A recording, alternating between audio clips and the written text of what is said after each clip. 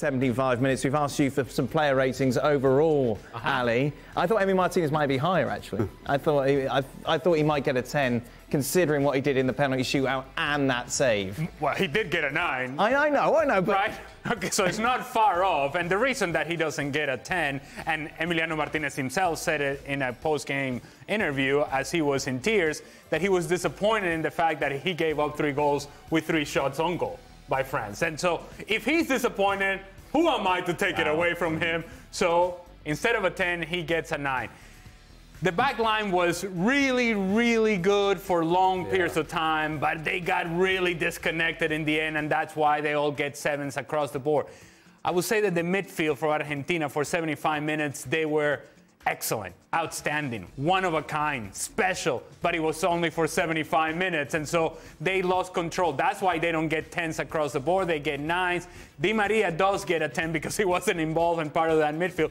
He had come off the field at that point, and I thought he was a critical piece of their success yesterday because he gave them an additional outlet, and an outlet that was productive in the attack.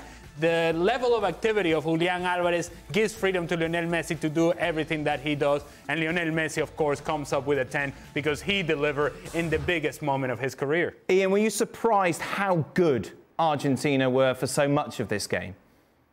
Yeah, I was. But you could see it, I think, in the semi-final. They'd been quite unconvincing in the group. They'd even lost the game against Saudi Arabia. But in the classic way, they got better as the tournament went on. And I think you could see that a special performance was coming from them in the semi-final. And then in the final, you know, a lot of people said, oh, France, maybe the virus in the camp is worse than we thought. Well, a virus was Argentina because, you know, the way that they played, not only when they had the ball in that dynamic way, creating chances all the time, and with Di Maria running riot, they were so good when they didn't have the ball at getting it back quickly, and they just bossed that game for 80 minutes. I mean, I think as brilliant as France's comeback was, and Mbappe, of course, in particular, it would have been a travesty had Argentina not won because they absolutely played France off the park for most of the afternoon. Who surprised you, Stevie, from that Argentina team? McAllister. It kind of looks, when you watch Brighton playing, they look as though they're all the same. They're just nice footballers. But you kind of got to see a different personality of McAllister in this World Cup. Right. You kind of got to see a guy who actually has got a drive about him, a guy who can pick a pass as well, not just passing the ball sideways and 5-yard passes. He absolutely did everything, which I don't think I've seen him do. Maybe I just wasn't looking for it at Brighton, because maybe that's why he's actually in this team, because he does do it for Brighton, but I just didn't see it. But for me, no question, he was the biggest surprise of that Argentina side for me. What about you, Ali?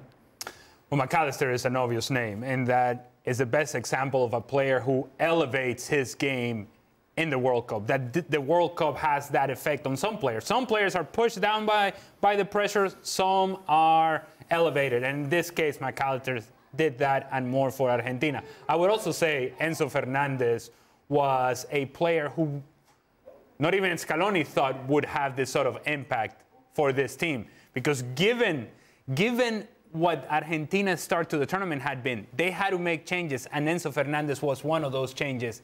And man, did he take advantage of the opportunity. That midfield for Argentina for 75 minutes against France was unstoppable, untouchable. They were elite level sort of performance. What about that Messi chap, Ian? Not bad? Well, he's from another planet, isn't he? I mean, I wouldn't bet against him carrying on till he's 39. Everybody said it was his farewell World Cup appearance. But, you know, he just wanders around there doing nothing, doesn't he? Or appearing to do nothing. But he's doing a reconnaissance mission the whole time. He's spotting where the gaps are. And then, you know, the way he just exploded into the game. Obviously, he's the star, and the rest of them, or most of the rest of them, are the chorus line. But what a star. And I think he deserves this, doesn't he? At the end of what he's given to football this last decade and more, he deserves this. Thanks so much for watching ESPN on YouTube. And for more sports highlights and analysis, be sure to download the ESPN app. And for premium content and live streaming, subscribe to ESPN Plus.